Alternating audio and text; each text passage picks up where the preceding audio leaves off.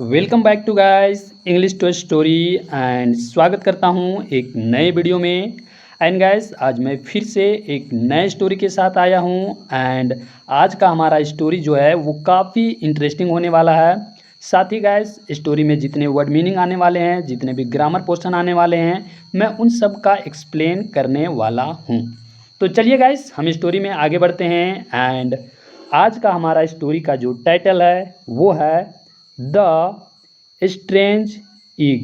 देखिए गाइस आप सबको पता होगा स्ट्रेंज का अर्थ होता है अनोखा या फिर बोल सकते हैं अजीब। तो यहाँ जो इसका हिंदी मीनिंग हो जाएगा वो हो जाएगा अनोखा अंडा या इसे बोल सकते हैं अजीब अंडा। तो चलिए गाइस हम स्टोरी में आगे बढ़ते हैं एंड इस अनोखे अंडे के बारे में समझने का प्रयास करते हैं या इस किस चीज़ से रिलेटेड है उसे भी हम समझने का प्रयास करेंगे। साथ ही गाइस स्टोरी में आगे बढ़ने से पहले यदि आप चैनल पे न्यू हैं तो आपको नीचे रेड कलर का बटन दिख रहा होगा, उस पर क्लिक करके चैनल को सब्सक्राइब करें। साथ ही गैस उसके बगल में नोटिफिकेशन बेल आ रहा होगा, वहां आप ऑल पर सिलेक्ट कर लीजिए जिससे हमारे आने वाले सारे स्टोरी का नोटिफिकेशन आप तक पहुंच सके। तो चलिए गाइस अब हम स्टोरी में आगे बढ़ते हैं और इसे समझने का प्रयास करते हैं। तो चलिए शुरू करते हैं। Once upon a time. देखिए guys once upon a time का अर्थ हो जाएगा एक बार की बात है या फिर हम इसे बोल सकते हैं कि एक समय की बात है, दोनों बोलना सही होगा। उसके बाद चलिए आगे। देयर वॉज अ रैबिट अर्थात एक खरगोश था, यानी एक समय की बात है या बोल सकते हैं एक बार की बात है, एक खरगोश था। अब देखिए गाइस यहाँ देयर लगने के कारण ये जो सेंटेंस है वो एक इन्वर्जन सेंटेंस बन गया। एंड गाइस आपको पता होगा इन्वर्जन सेंटेंस में जो सब्जेक्ट होता है वो बाद में आता है एंड जो वर्ब है या फिर बोल सकते हैं जो हेल्पिंग वर्ब है वो पहले आता है। तो यहाँ आप देख सकते हैं यह एक इन्वर्जन सेंटेंस है और यहाँ जो सब्जेक्ट है वो अ रैबिट बाद में आ रहा है और जो इसका हेल्पिंग वर्ब वॉज है वो पहले आ रहा है। एंड इससे हमें पता चलता है कि यह एक इन्वर्जन सेंटेंस है। उसके बाद गाइस चलिए हम आगे बढ़ते हैं और मुझे आशा है कि आप इसे समझ गए होंगे कि एक बार की बात है, एक खरगोश था। उसके बाद चलिए it was roaming here and there. देखिए गाइस यहाँ जो रोमिंग है उसका अर्थ हो जाएगा घूमना। देखिए गाइस रोमिंग का अर्थ होता है घूमना, तो यहाँ हम बोलेंगे कि it was roaming here and there, यानी जो खरगोश था वो इधर उधर घूम रहा था। देखिए गाइस अब इस लाइन में समझने वाली बात यह है कि यहाँ जो इट है वो खरगोश के लिए उपयोग किया गया है, क्योंकि खरगोश का कोई नाम नहीं दिया गया है तो हम जानवरों के लिए इट का प्रयोग करते हैं, तो इसलिए यहाँ इट का प्रयोग किया गया है। उसके बाद चलिए आगे चलते हैं। सडनली, सडनली का अर्थ हो जाएगा अचानक। इट फाउंड अर्थात उसे मिला, तो क्या मिला? अ बिग एक बड़ा, राउंड अर्थात गोलाकार, एंड कलरफुल यानी रंगीन, बॉल यानी कि रंगीन गेंद उसे मिली। यानी यहाँ कहने का अर्थ यह है कि अचानक उसे एक बड़ी गोल और रंगीन गेंद मिली। देखिए suddenly it found a big round and colourful ball. उसके बाद चलिए आगे चलते हैं। The rabbit picked it up and looked at it carefully. अब देखिए गाइस यहाँ कहने का अर्थ यह है कि द रैबिट यानी जो खरगोश है, पिक्ड यानी उठाना, पिक का अर्थ होता है उठाया या फिर बोल सकते हैं उठाना, तो जो रैबिट था वो उस गेंद को उठाया।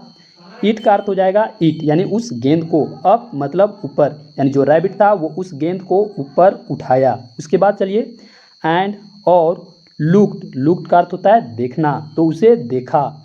एट इट केयरफुली यानी केयरफुली का अर्थ हो जाएगा ध्यान से, यानी खरगोश ने उस गेंद को उठाया और ध्यान से देखा। ये यहाँ कहने का अर्थ है। उसके बाद चलिए आगे। It was a very hard tool. अब यहाँ कहने का अर्थ यह है कि वह एक कठोर उपकरण था, यानी टूल का अर्थ हो जाएगा उपकरण, तो जो उन्होंने उठाया था वह एक कठोर उपकरण था, यानी कि जो गेंद थी वह एक कठोर थी। इट वॉज वह था, अ वेरी यानी एक बहुत, हार्ड यानी कठोर, टूल यानी उपकरण, टूल का अर्थ हो जाता है उपकरण, तो वह एक बहुत ही ज़्यादा कठिन उपकरण था। ये यहाँ कहने का अर्थ है। उसके बाद चलिए हुज इग इज दिस, यानी यह किसका अंडा है? द रैबिट वॉन्डर्ड, यानी जो रैबिट था है वो ऐसा सोचा कि whose egg is this, the rabbit wondered, यानी जो रैबिट था वो ऐसा सोचा कि यह किसका अंडा है। अब चलिए गाइस, मुझे आशा है कि आप समझ गए होंगे एंड हम आगे स्टोरी में आगे चलते हैं और देखते हैं कि आगे जो रैबिट है वो पता कर पाता है या नहीं कि यह किसका अंडा है, या फिर वो क्या करता है वो हम आगे देखेंगे। तो चलिए हम स्टोरी में आगे बढ़ते हैं और देखते हैं कि आगे क्या कुछ होता है। गाइस, आप यहाँ डायग्राम में भी देख सकते हैं कि जो रैबिट है वो एक बड़े से गेंद के साथ आपको नज़र आ रहा होगा एंड काफ़ी जो गेंद है वो कलरफुल नज़र आ रहा है। तो चलिए हम आगे बढ़ते हैं और देखते हैं कि क्या कुछ होता है। तो चलिए आगे बढ़ते हैं।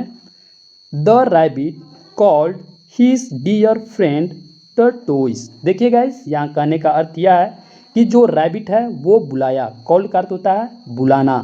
तो जो खरगोश था उन्होंने बुलाया। किसे बुलाया? हिज डियर फ्रेंड, यानी अपने प्रिय मित्र को। तो उसका प्रिय मित्र कौन था?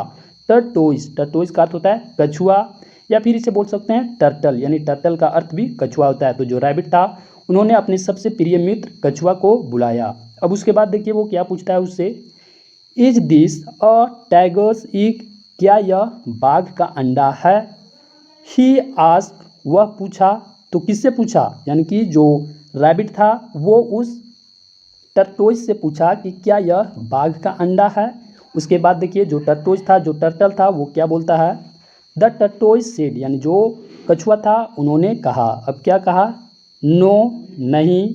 The tiger egg is not so big, यानी टाइगर का अंडा इतना बड़ा नहीं होता। यानी कि यहाँ कहने का अर्थ यह है कि जब जो रैबिट था वो अपने दोस्त टर्टोइस से पूछा कि क्या यह बाघ का अंडा है, तो जो टर्टोइस था उन्होंने आंसर दिया कि यह बाघ का अंडा नहीं है, या फिर बोल सकते हैं कि बाघ का अंडा इतना बड़ा नहीं होता। देखिए द टाइगर एग, यानी बाघ का अंडा, इज नॉट नहीं होता, सो बिग इतना बड़ा। सो का अर्थ हो जाएगा इतना, यानी यहाँ कहने का अर्थ है कि बाघ का अंडा इतना बड़ा नहीं होता।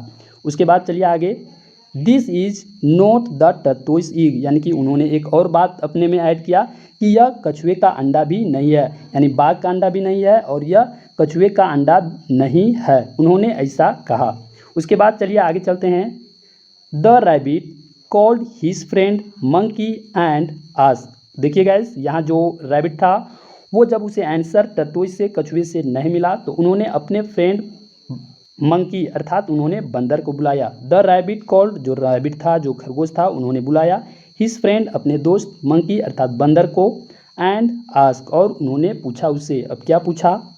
इज दिस अ कैमल सी, क्या यह ऊँट का अंडा है?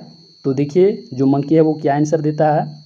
द मंकी सेड, यानी जो बंदर था उन्होंने कहा। नो, नहीं। It is not camel's egg, यह ऊँट का अंडा नहीं है। और आगे हमें जो पार्ट नहीं दिख रहा है वो हम आगे स्लाइड में देखेंगे। तो चलिए देखते हैं।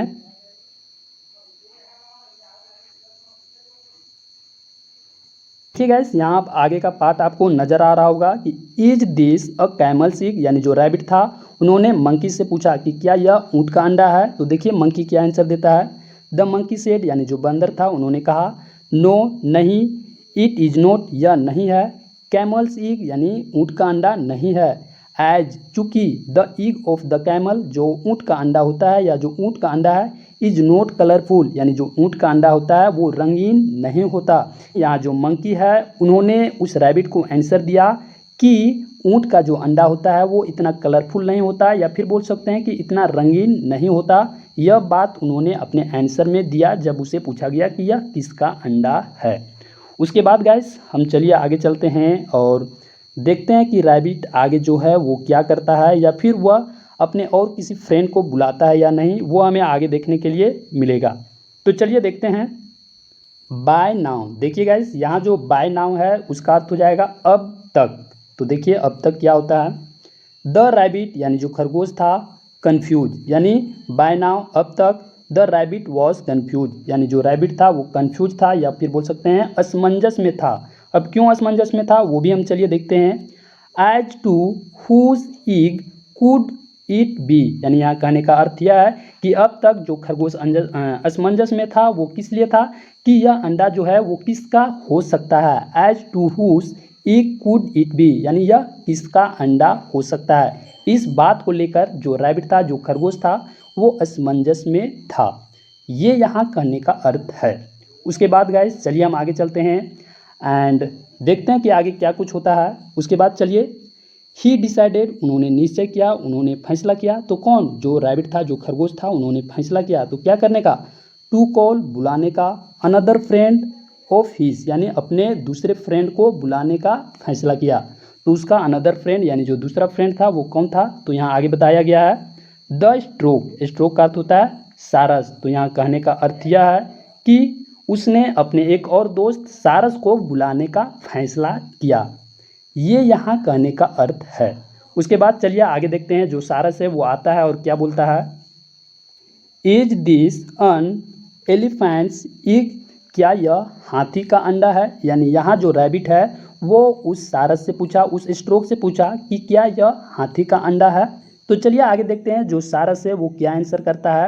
एंड गाइस उससे पहले इस लाइन में समझने वाली बात यह है कि यहाँ आप देख सकते हैं जो एलिफेंट है उसमें एपोस्ट्रोफिस लगकर अंत में एस आ रहा है। तो इसका अर्थ हो जाएगा ऑफ। जब कभी भी हमें स्ट्रोफिस दिखे तो उसका अर्थ हो जाएगा ऑफ, यानी ये का साइन देता है। यानी एपोस्ट्रोफिस के बाद हमें एस आना चाहिए, तो उसका अर्थ हो जाएगा का, यानी हाथी का अंडा। तो चलिए हम आगे बढ़ते हैं और देखते हैं कि जो सारस था या फिर बोल सकते हैं जो स्ट्रोक है वो क्या आंसर देता है। द रैबिट आस्क्ड हिम, यानी जो खरगोश था उनसे पूछा कि क्या यह हाथी का अंडा है। उसके बाद चलिए जो स्ट्रोक है वो क्या बोलता है, the stroke placed the ball near him and poked it with its बिक। यानी यहाँ कहने का अर्थ यह है कि जो स्ट्रोक था, जो सारस था, प्लेस्ड यानी प्लेस्ड का अर्थ होता है रखना। तो जो सारस था उन्होंने रखा। तो क्या रखा, द बॉल यानी उस गेंद को रखा। तो कहाँ रखा, नियर हिम यानी अपने नज़दीक रखा। एंड और पोक्ड का अर्थ हो जाएगा सहलाना। तो किसे सहलाया, इट यानी उस गेंद को। तो किससे, विथ इट्स बिक यानी अपने चोंच से। यानी यहाँ कहने का अर्थ यह है कि जो सारस था वो उस गेंद को अपने नज़दीक रखा और उसे अपने चोंचों से सहलाया। ये यहाँ कहने का अर्थ है। उसके बाद चलिए देखते हैं आगे क्या होता है। एंड गाइस एक बात मैं यहाँ बता दूं कि यहाँ जो पोक्ड है उसका अर्थ हो जाएगा कि अपने चोंच से खुदरना या फिर बोल सकते हैं रगड़ना, या फिर बोल सकते हैं एक तरह से बोलेंगे तो सहलाना भी होता है, लेकिन यहाँ भी बोलेंगे कि उन्होंने अपने चोंच से उस पर निशान दिया या फिर बोल सकते हैं उसमें रगड़ा। उसके बाद चलिए गाइस हम आगे चलते हैं और देखते हैं कि आगे क्या कुछ होता है। तो चलिए देखते हैं, the ball brush with a fish sound and the air started coming out of it. अब देखिए गाइस यहाँ कहने का अर्थ यह है कि जो गेंद थी, द बॉल ब्रश्ड यानी जो गेंद थी, रंगीन जो बॉल था, ब्रश्ड यानी कि फट गया, विथ अ फिश साउंड यानी फिश साउंड के साथ, फिश आवाज़ के साथ जो गेंद थी वो फट गई। एंड और द एयर यानी जो हवा थी, स्टार्टेड शुरू हो गई, कमिंग आउट बाहर आना, ऑफ इट यानी यहाँ कहने का अर्थ यह है कि फिश आवाज़ के साथ जैसे ही गेंद फटी तो जो उस गेंद में जो हवा थी वो बाहर आना शुरू हो गई। ये यहाँ कहने का अर्थ है। तो किससे बाहर आना शुरू हो गई, यानी किससे आना बाहर शुरू हो गई, तो उस गेंद से जो हवा थी वो बाहर आना शुरू हो गई। ये यहाँ कहने का अर्थ है। उसके बाद चलिए आगे चलते हैं। The stroke finally concluded that it was a winds egg, यानी यहाँ कहने का अर्थ यह है कि द स्ट्रोक यानी जो सारस था, फाइनली अंततः, कंक्लूडेड यानी कि निष्कर्ष निकाला या फिर बोल सकते हैं कि वो एक निष्कर्ष पर अंततः पहुँच गया। तो कैसा निष्कर्ष पर, दैट कि इट वॉज यह था, अ विंड एग्स यानी यह एक हवा का अंडा था। ये यहाँ कहने का अर्थ है कि जो सारस था वो अंततः एक कंक्लूजन पे, एक निष्कर्ष पे पहुँच गया कि यह एक हवा का अंडा था। अब देखिए गाइस उन लोगों को समझ में नहीं आया, तो शायद हवा बाहर आना शुरू हो गई फूटने के बाद, तो इन लोगों ने वही मान लिया कि यह एक हवा का अंडा था। उसके बाद चलिए आगे देखते हैं क्या कुछ होता है। यस हाँ, इट्स अ विंड्स एग, हाँ यह हवा का अंडा है। एग्रीड यानी सहमत हो गए हैं। तो कौन सहमत हो गए, द रैबिट यानी जो खरगोश था, द टर्टोइस यानी जो कछुआ था, जो टर्टल था, एंड द मंकी और जो बंदर था। ये सारे जो दोस्त थे या बोल सकते हैं जो रैबिट के जो सारे दोस्त थे वो सहमत हो गए कि यह एक हवा का अंडा था। ये यहाँ कहने का अर्थ है। उसके बाद चलिए आगे देखते हैं कि सहमत होने के बाद वो आगे क्या करते हैं। दे ऑल, वे सभी, लाफ्ड आउट विथ जॉय, यानी यहाँ कहने का अर्थ है कि और वे खुशी से झूम उठे। They all laughed out with Joy, यानी कि और वे जो सारे दोस्त थे वे सब वो खुशी से झूम उठे। एंड और जम्प्ड यानी उछले, हैप्पली यानी हैप्पली का अर्थ हो जाएगा खुशी खुशी, यानी यहाँ दोनों का अर्थ यही हो जाएगा कि और वे खुशी से झूम उठे। ये यहाँ कहने का अर्थ है। एंड गाइस हमारा स्टोरी यहीं पे समाप्त होता है। एंड हमने गाइस देखा कि किस प्रकार से एक सारे दोस्त मिलकर एक नए कंक्लूजन पे पहुंचते हैं, एक निष्कर्ष पे पहुंचते हैं कि ये हवा का अंडा है, या फिर बोल सकते हैं यह एक हवा का अंडा था। तो गाइस स्टोरी अच्छी लगी होगी तो वीडियो को लाइक कीजिएगा, शेयर कीजिएगा। साथ ही गाइस आपको नीचे रेड कलर का जो बटन दिख रहा होगा उस पर क्लिक करके चैनल को सब्सक्राइब करना है। साथ ही गाइस उसके बगल में नोटिफिकेशन बेल आएगा, उस पर क्लिक करके ऑल पर सेलेक्ट कर लेना है, जिससे आने वाले हमारे सारे वीडियो का नोटिफिकेशन आप तक पहुंच सके। तो गाइस हम मिलते हैं आपसे अगले वीडियो में, तब तक के लिए जय हिंद।